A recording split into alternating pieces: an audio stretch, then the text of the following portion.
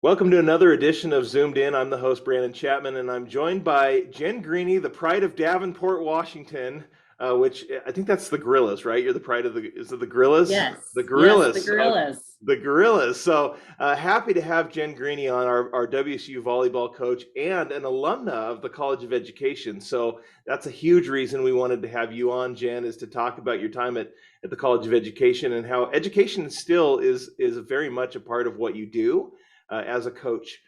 So before we dive into all of that, though, let's learn a little bit more about Jen Greeny for those who may be watching who don't know who you are, who only know you from volleyball, because there's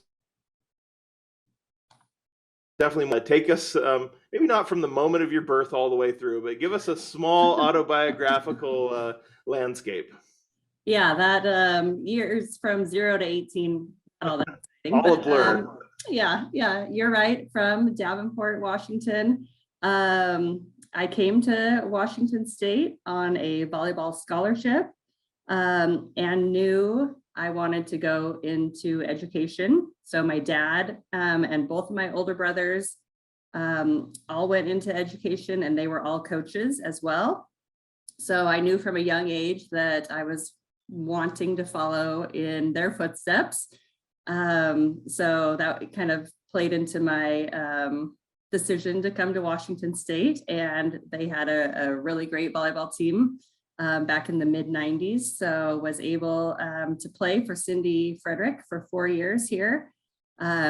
Graduated. Well, I did play a year of basketball too. They talked me into that. So maybe not the best year of my life, but played a little basketball too. And then graduated and was gonna just follow in the footsteps of my dad and my brothers, and did my student teaching out in Colton, and then moved up to Spokane. And I was substitute teaching because I graduated in December. My first coaching job was 7th grade boys basketball up in Spokane. So that was an experience in itself. From there, I was in Spokane for about a month, and Cindy Frederick called me and said, I have an assistant coaching job open.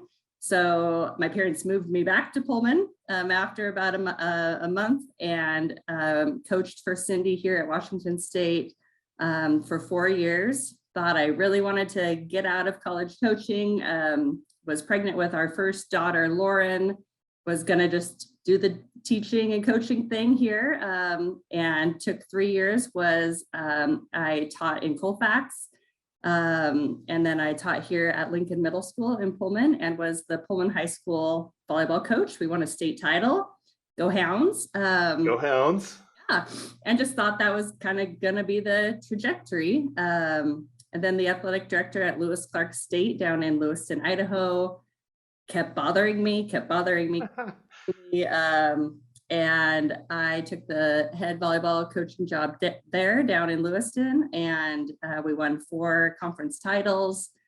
And then Bill Moose, the athletic director at the time here at Washington State, brought me back home to Pullman in 2011. So okay, yeah, I was doing the math. Short story. Yeah, so Bill must have, how long had he been the athletic director at that point? Just recent. I was his first hire. Okay. Yeah. Staff wise. He wanted to make a splash, so he said, let's yeah, we're both from Lincoln County, so sometimes it's not what you know, it's who you know, right? Right. And I think Davenport has itself about 1,200 people. It's pretty small. Oh, come on. We're the county seat of Lincoln County. That's true. That's true. So, and a Safeway and a blinking light. So and indoor plumbing. So yes. Well, I think that's neat. You were teaching substitute teaching in Spokane initially. What did you teach at like Lincoln Middle School and here in Pullman? I was in the fitness, movement, and sport department at here at Lincoln Middle School. So now it's kind of crazy because I see people around town that I taught, in like 7th grade, and makes me feel really old. Actually, they were like, "Oh yeah, PE teacher." So yeah, you just can't get away from it sometimes. Yeah, no, I think that sounds amazing.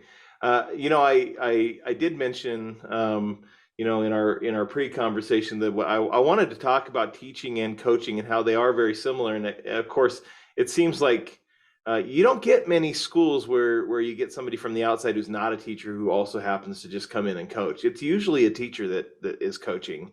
I guess the broad way of me asking it is why is that? What are some of those things that drive people to do both of those? And maybe what are some of the things that you learn as a teacher that just translate really nice to coaching?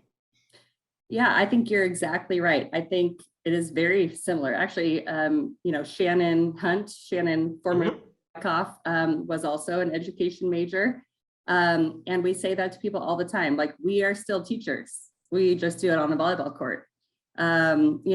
It's a lot of crossover. We have our lesson plans, which is, our practice plans. We, look at our whole year, what we want to accomplish, what things we want to teach. And we have some standards to meet as well. So there's a lot of crossover, and many things that you learn from classroom management.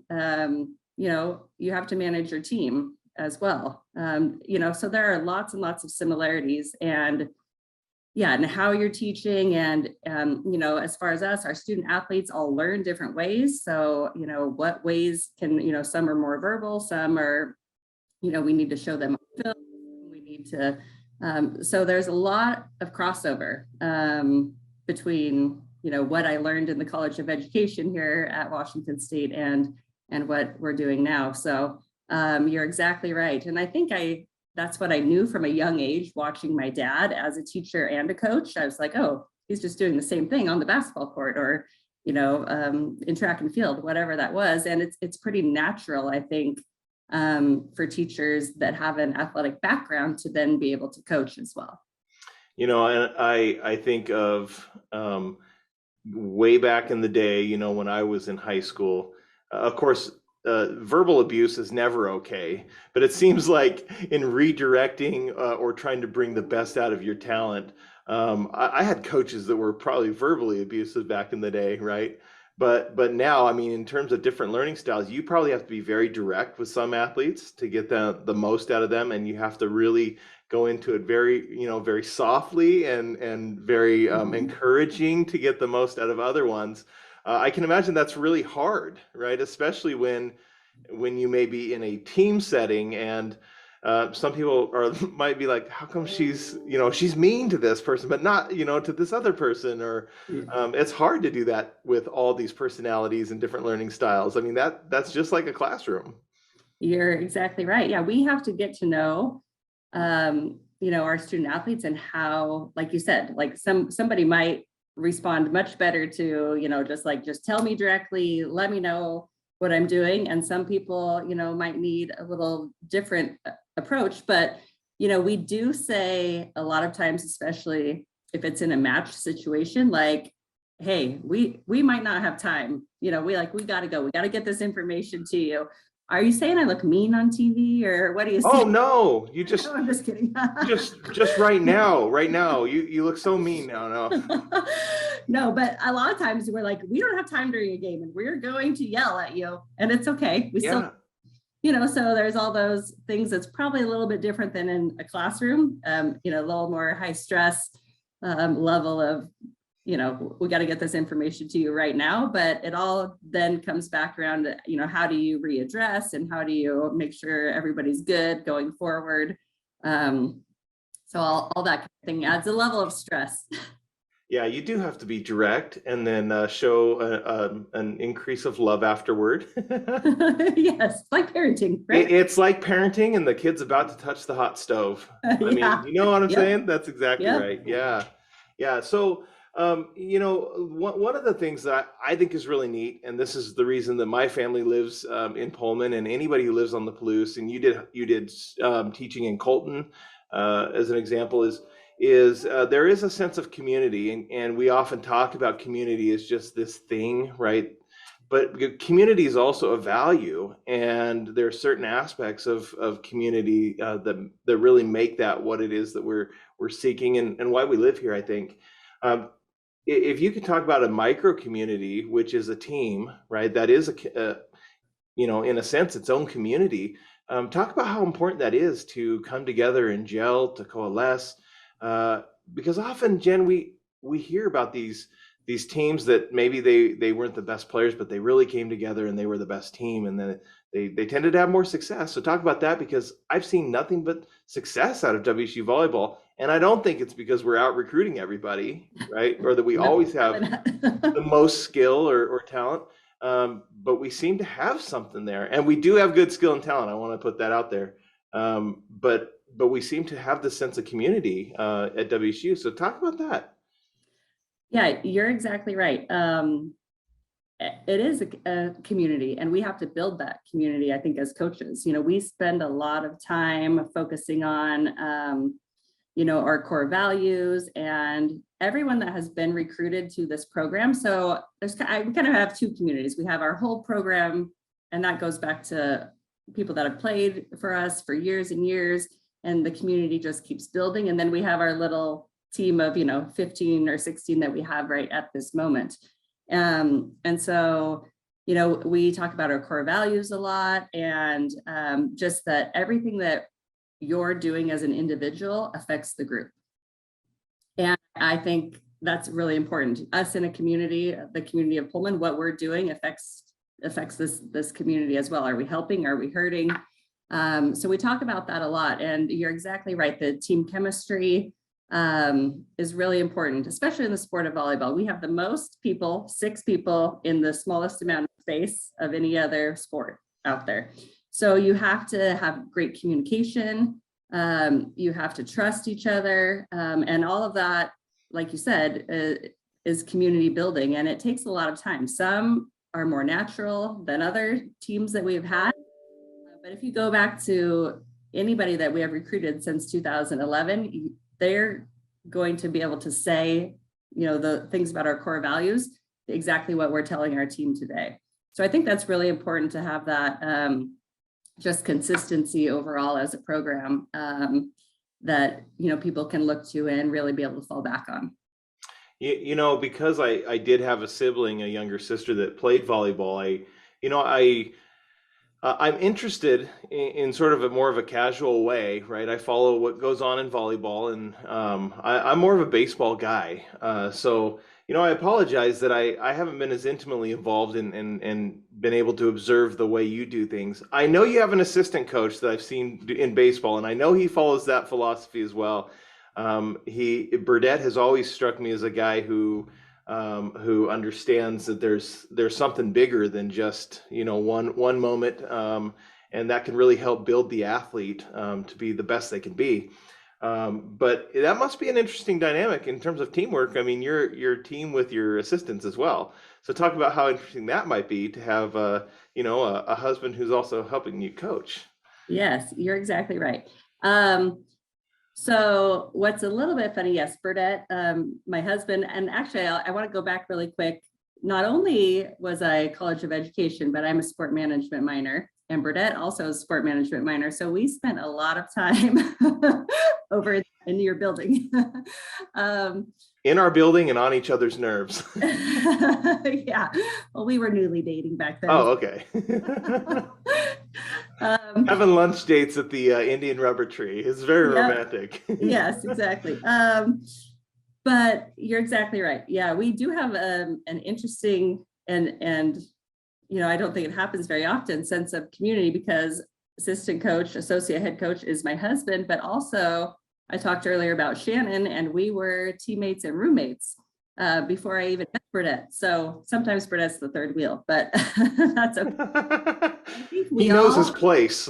Yeah, we all have that pride and passion for Washington State because we all went to school here. I don't think you find that very often.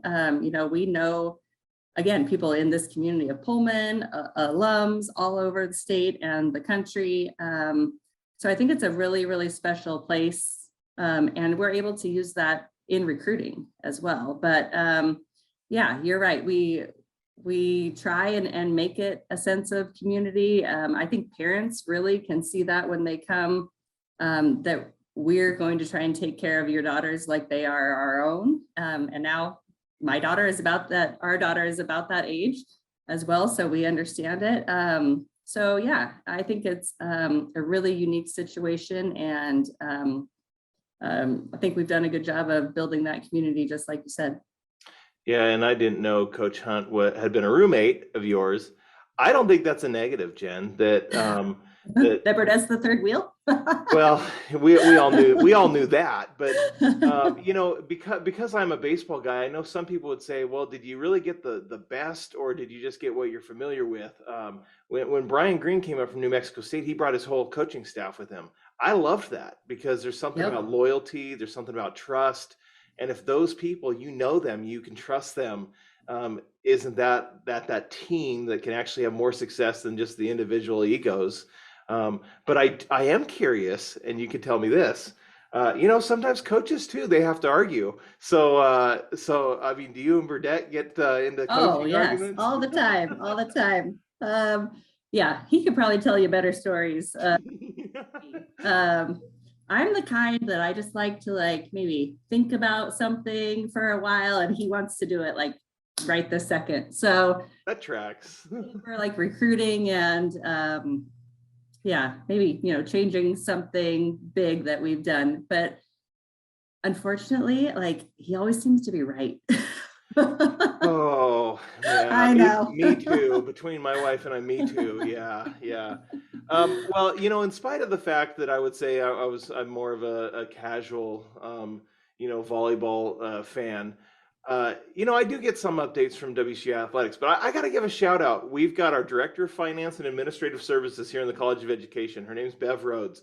Boy, is she the biggest WCU volleyball fan. She's the biggest women's volleyball fan. Not only is she willing to give updates on WCU volleyball, but she also goes to a lot of U of I volleyball games. Nice. She just really, really enjoys it. And just this morning, I think it was a 6-pack or something of different socks that we got one of our kids, and he wasn't that interested in the volleyball one. And I'm like, hey, I know somebody who is. So we brought those, and it's got little volleyballs all over them. And it was a very late Christmas gift this morning that I gave her. But nice. But she is, I wanted to give a shout out because she's a huge supporter and is always the one that I can go to and ask, hey, what do you think about this player or this player? And she just, oh, I love this player, and here's what they're doing well, and here's what they're working on. And so I don't know, I thought it was neat. She's kind of the equivalent of me with maybe baseball. So there you go. You have some supporters, and they are very loyal. Good. So, yeah. What we have found is if we can get, especially here in Bowler Gym, it's a great venue. Oh, fantastic. It's the only small venue in the Pac-12. If we can get fans or people to a match, they will continue to come back. I think it's the perfect kind of to bring your younger kids to, because it's a shorter amount of time than football or basketball. You have the band, it's exciting, it's fast paced. So maybe we'll have to have a College of Education night. So I'll put in for that. It's probably definitely a shorter time than baseball. Yes. And no weather to deal with here on the Blues in, April. That's right. In fact, I was just crafting an email the other day saying, hey, we need to consider kind of turning the other direction on the heaters that we used to kind of be allowed to bring into Bailey Brayton. You plug them in or bring in the little propane, because it's so darn cold. Yes. Bowler is an exciting place though, and it gets loud. It's a different acoustic, and it can be a lot of fun. And I will say that the games that I have gone to, it's been nothing but fun, win or lose. It's been just an electric atmosphere, and I certainly hope that we keep putting some resources toward Bowler. And I think our athletic department understands that, so I think that part of it's good. But so let me, a couple years ago you had your contract renewed, which everybody was very happy about. So now you've got 11 years under your belt. There's certainly more. You're coming into year 12. This is like asking you to choose a favorite child, but do you have a favorite moment in those 12 years, something that stands out? That you'd say, hey, this was the most memorable thing, or my favorite thing of this last 11 years? Yeah. You're right. That's really, really difficult to choose. I just think when we took over the program, it was not in a good place. They were 0-18 in the Pac-10 at the time. The year before, there was only one way to go up. So, just building the program is back to the NCAA tournament. I would have to say that's what I'm most proud of. That's years of work and lots of players that, bought in. But I would probably say anytime we beat the Huskies. Yes. That's, we've beat them a few times in the last few years. So, so that's probably what I'd have to say. But I just love when Bowler Gym is packed and we win and just seeing, hard work really pay off for a lot of these players. Really proud moments.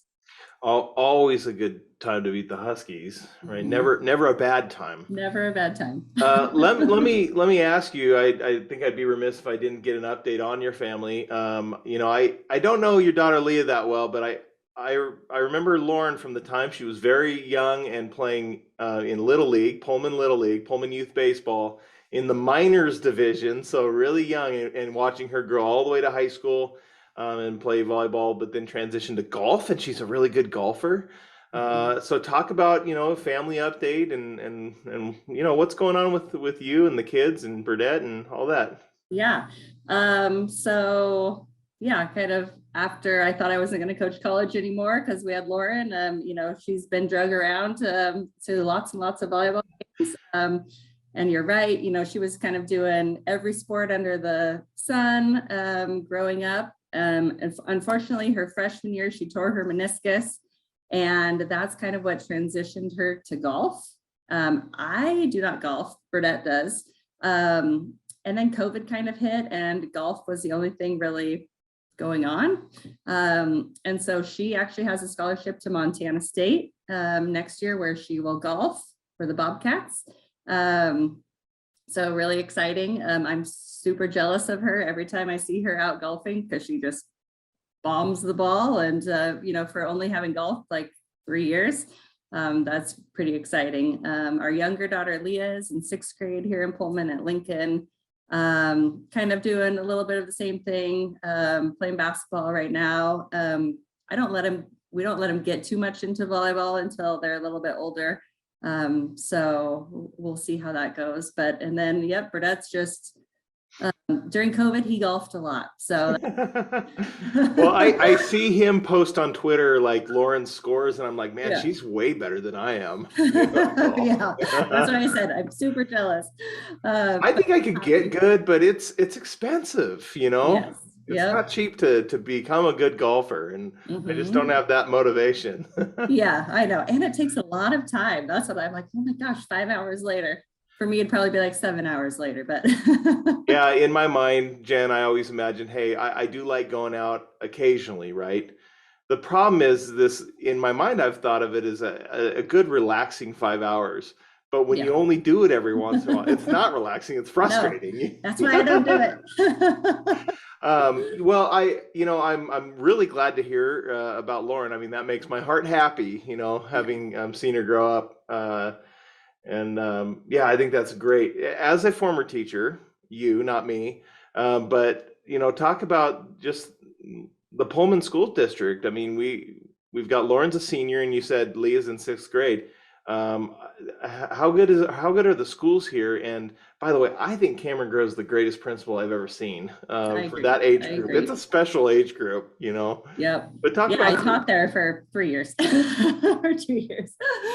I mean, and I think everybody in the state of Washington feels this way, that it's been a rough 2 years, for these students having, been shut down, being on Zoom, go to school, you don't, and like you said, Cameron Grow, I think, has done everything under his power to make it a good, successful time for these kids. And so, hopefully we can get back to some more normalcy as we go along here. But I feel for a lot of these kids, whether they're high school or elementary, whatever, and their parents, and the teachers, that it's just been kind of rough for everybody. But, same with us coaching, like we just have to keep going. We have to find ways to make it work, and make people successful. So, Cameron's been great. And, I think kids are resilient, and just to continue to encourage them and help them along the way. Speak of resiliency, I know that has a huge part in any kind of success with athletes. But I can't help but think that our kids now are learning some kind of resiliency that's going to definitely help them in life. It's something we didn't have to go through this COVID thing. And No. I think it was a 3-year 2020. I mean, my oldest son, he's in Lauren's class. As a sophomore, you're like, oh, these poor seniors are going to miss graduation and all that, but next year it'll be fine. And the next year wasn't necessarily as fine as we thought, and now still, Yeah. but they seem to be resilient, and they're taking something out of it. Yep. You're exactly right. So, I think that's all we can do is just get back on the horse and keep trying to do the very best we can. Actually, let's end with this. What are you looking forward to in 2022 for the season? Let's end on a really positive, fun note. Yeah, let's not talk about. I know. I'm like, even though that's how do you get on that? That's such a downer. Jeez, Brandon, Debbie Downer. 2022. I can't believe we're in 2022. We have a great group coming back, and we've had a good addition of a transfer from Minnesota that we have back. She's from Yakima originally, so I say we are bringing her home. And then, one of our freshmen graduated high school early, so she's in right now. We're looking for one more transfer, but it's a great group that has been with us for a while, and we're just looking to continue building on the success that we have had the last 6 years. Gone to the NCAA tournament, and trying to get to that next level. What you also talked about facility wise is we're kind of in a fundraising, just Cougar volleyball specifically, of trying to do some updates to Bowler Gym, a new floor, some new bleachers, things like that. So anybody in the College of Education that just feels like donating to you and to me, selfless plug right there. Open this up, pull out some of these, they need a little bit. You have money in there. It doesn't happen very often. Yeah, who has cash anymore? So I think if we can get that done, that's going to be some really, really exciting things, happening for Cougar volleyball. So looking forward to that. That's awesome. Yes, congratulations on the longest streak of postseason for WSU in the history. I think I heard, actually. Yep, you're exactly right, of any team sport. So that's incredible. 6 in a row. 6 in a row. So let's make it 7. That's an awesome challenge and a positive way to end it. And just my gratitude, my thanks for joining me on this video podcast on ZoomED in. It's always good to talk to any of our alumni, but for somebody who has stuck around Pullman, has made a life here, this community, and for me, gratifying to see the family as well. I truly appreciate you joining me. I do. Thank you very much. Yep. Thanks for having me.